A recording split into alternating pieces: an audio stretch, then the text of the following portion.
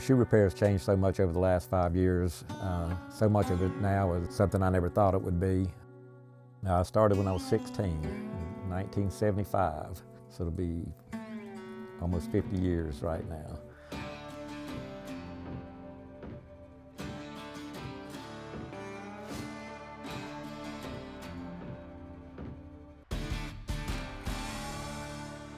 Hey everybody, I think we got a pretty cool video set up for you today because we're going to be recrafting these 8085s, and not only are they just a regular pair of 8085s, but they actually belong to the founder of Wyatt Dad Cobbler Company.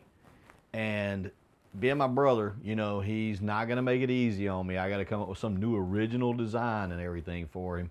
And I think he's even going to make a guest appearance here today and everything. So I hope you enjoy. Stick along, as Cobbler Tobias likes to say.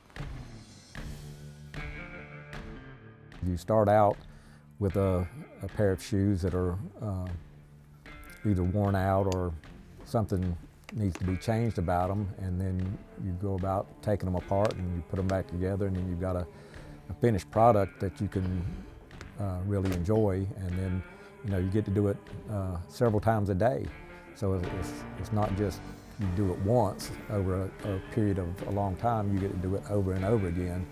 And, you know, it's not the same job every time, but the satisfaction that you get from doing a job like that and doing it well is there.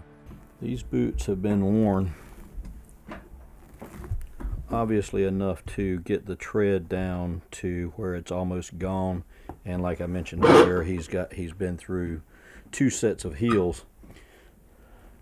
You guys see us tear a lot of new boots down, and you see us tear a lot of already destroyed boots down. And the cork in the new ones is fine, obviously, because they're brand new, but the cork in the destroyed ones is always just flaking and falling apart. And some people think that Red Wing uses a bad grade cork because of what they see, but as you just saw, there was plenty of wear on the soles, and the cork in both of these boots is in excellent shape. So, you know, if you were just doing a quick resole on these, this cork wouldn't even need to be replaced, which is very rare in what you see on YouTube because of the extreme circumstances I was just talking about. I'm trying to be very careful getting this cork off on this particular one. So I'll try to show you guys something. Hopefully it'll work out.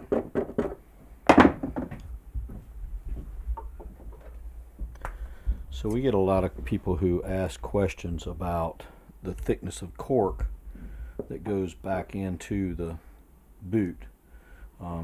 Some people think we put too much, and some people think we don't put enough. Across the ball of the foot is the key spot that the filler needs to be, because that's where all the pressure is.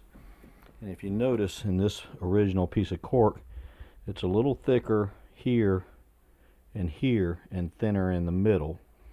And the reason is because they put this in as a liquid cork, and they spread it over a curved material when they're doing it. So it's going to fill in the deeper voids with deeper, and it's going to fill in the shallower voids because they're trying to get an even arc across there.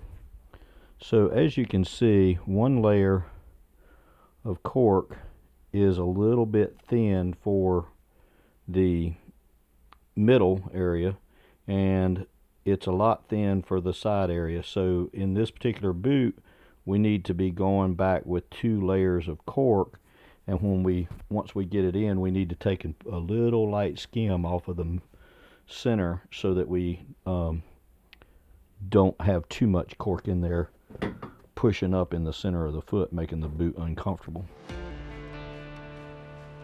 Now, I started when I was 16, 1975. My dad was a minister, and he started pastoring this church in Rockingham, North Carolina, and one of his members, Horace Swales, had a shoe repair shop, and he asked me to work for him. I really liked it. It didn't really seem like work. It was just it was something to do. I enjoyed being there. I enjoyed doing the work. He taught me all the basics, He didn't teach me everything, but he taught me all the basics and the important things. Never thought that it would be a career. Didn't know what I wanted to do. And I just came back to it time and again when I needed work. And the last time I did it, I decided that I wanted to own my own shop, and so I bought the shop that I was working at. He and I had a dream growing up to have a family business. And so one day he bought his own shop, and then a year later he contacted me and we started that dream by joining forces. And then a year later after that, we brought our father in. As you can imagine, being trained by your older brother was a very interesting life. As I've mentioned in some of our other videos about cement don't stick where cement ain't at. If I heard it once, I heard it 1,000 times from him. But also, Ricky's one of those older brothers that really loves to play pranks on his younger brother and get him anytime he can.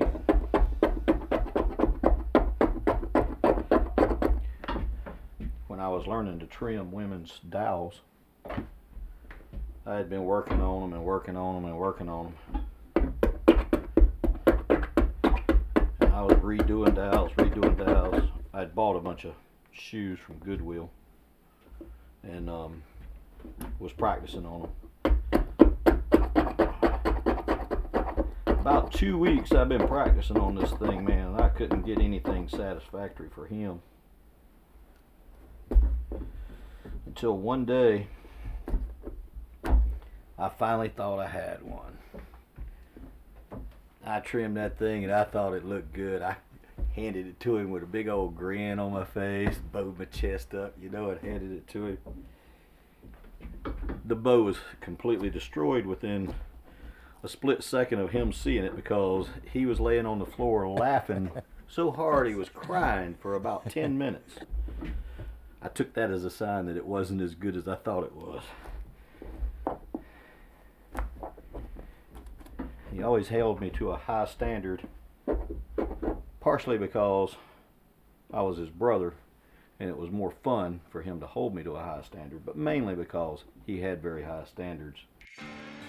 Growing up, my dad always fixed things. I really didn't know that you could call an electrician to come to your house or a plumber to come to your house until I was probably close to 30. I just thought it was stuff you saw in the movies. If we needed something, he just always did it. That's just the way we grew up. If you guys noticed when I pulled all the stitches out of the welt, the stitches that stitch the sole on, before I started removing the welts. The reason I do that is, if you notice right here, you'll see the welts, the stitches that held the sole on. Right here's the holes where it comes, and it's really, really close to this welt stitch right here. And so I've found through experience that if you leave these stitches in and all those fuzzies sticking up, sometimes these things, when they're trying to pop loose, they'll get hung on those, and that ends up creating a knot that I have to work with. So it's much faster just to get rid of the stitching out of my way. And then when I start this, see how it just pulls right out, because each one of these loops are able to freely let go of each other and you don't have knots and things to deal with. And then once you get all that out, you just find a spot anywhere where it's accessible in the center, pull, and it all comes out in one thread. Not to mention that it's extremely satisfying to hear that thing go brrr as you're pulling it out and everything, and you know you got it all out in one thread. So that's a lot of fun too. When you had something that needed to be done, you did it. And shoe repair was just an extension of that. Actually, it was probably better for me, because even though my dad was more mechanically inclined, so we always worked on cars when we needed to, I never enjoyed it. I never did much in the way of carpentry, construction type stuff, but shoe repair was what I did, and I really enjoyed it. I remember when I was first starting shoe repair, I finally got my skills good enough that Ricky allowed me to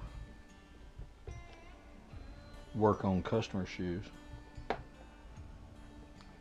And so now it's a lot of difference in practicing on a shoe that doesn't matter. If you mess up, it's no big deal. But you can't mess up on customer shoes, so a lot of pressure.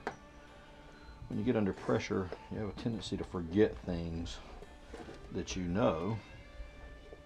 And so I had a real bad habit of, when I went to sand out the heels on the shoes, I would start on the sides of the heels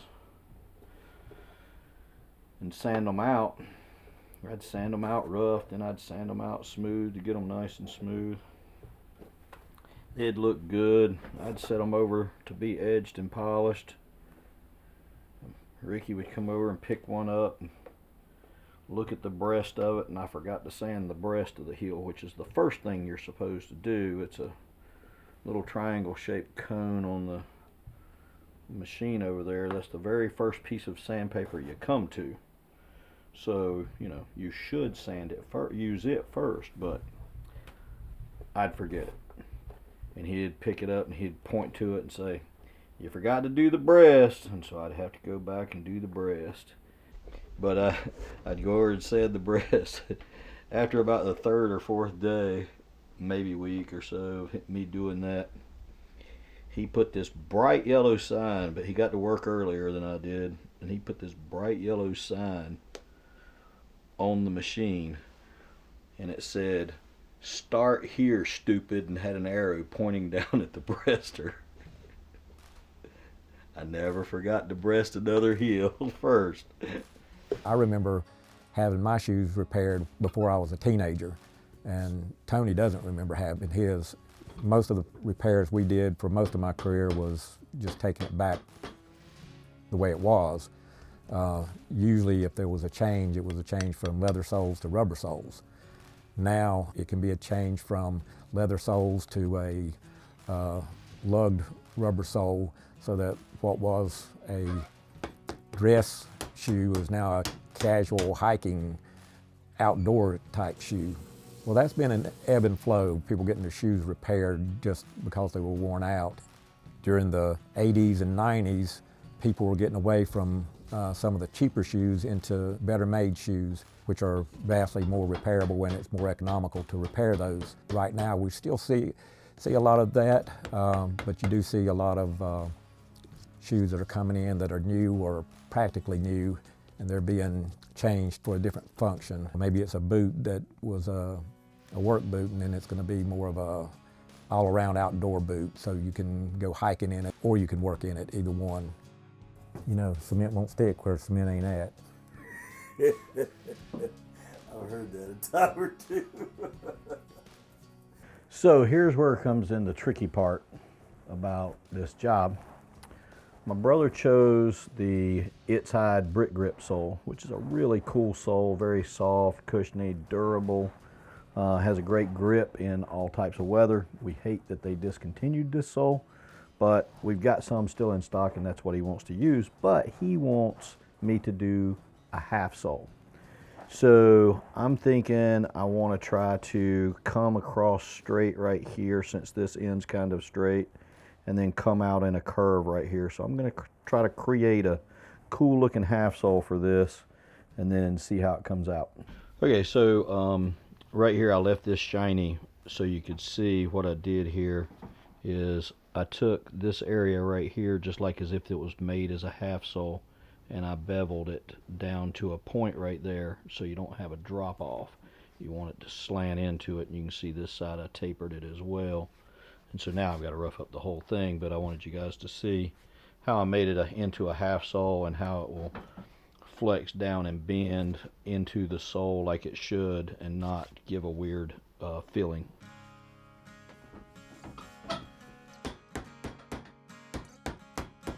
Shoe repair is more of a repurposing. We don't start from scratch and make a a shoe or a boot. There's a lot more craftsmanship to it, and I see younger people coming into the industry, and most of them have a real passion for what they're doing, not so much just to earn a living.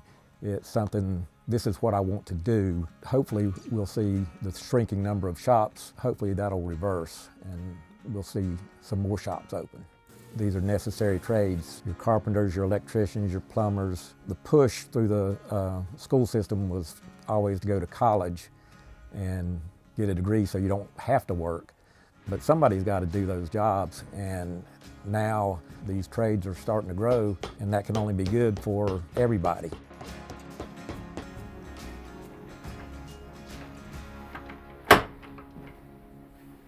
All right, now I got this stuck. I like to let it sit for about 3 hours, but it's in the evening here, so we're just going to let it sit overnight, and that way the glue is good and cured. We don't have to worry about it getting too hot when we're sanding it out and stuff like that to cause a delamination problem. So these are basically done for the evening.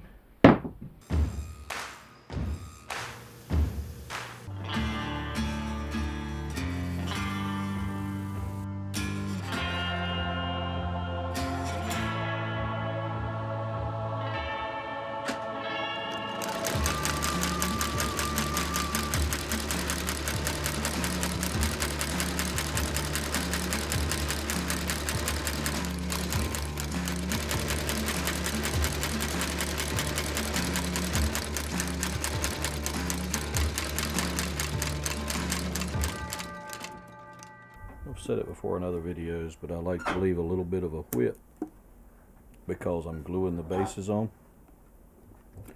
whenever it's underneath the heel base. That way you can glue that down and you don't have to worry about that first stitch wanting to pop out.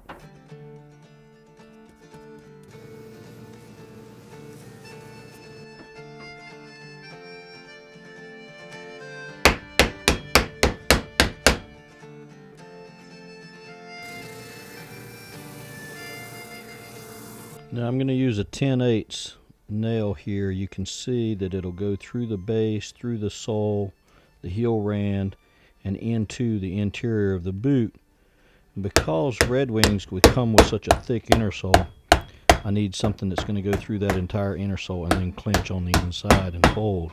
Now we joke around a lot in our company about cement doesn't stick where cement ain't at, or cement don't stick where cement ain't at.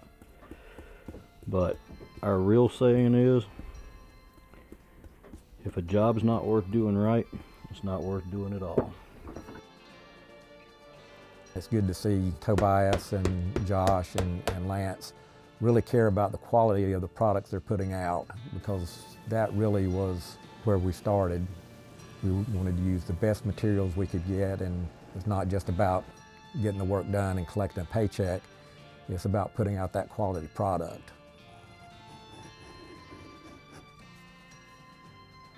You know, you don't think about your legacy when you're young and you're starting something, but now when you're on the other end, you see that, yes, I want this to continue, I want this to be a legacy. All right, so here we have it. The first Iron Ranger that I know of that has had a brick grip half sole. And this is what we ended up with. We've got I did the slight little curve to kind of mimic the curve in the brick grit tread. And my brother chose rust stitching, which I think looks really good with these 8085s. And sitting on top of that chocolate weld, it just kind of matches the boot real well. And I'm pretty happy with it. I hope he is.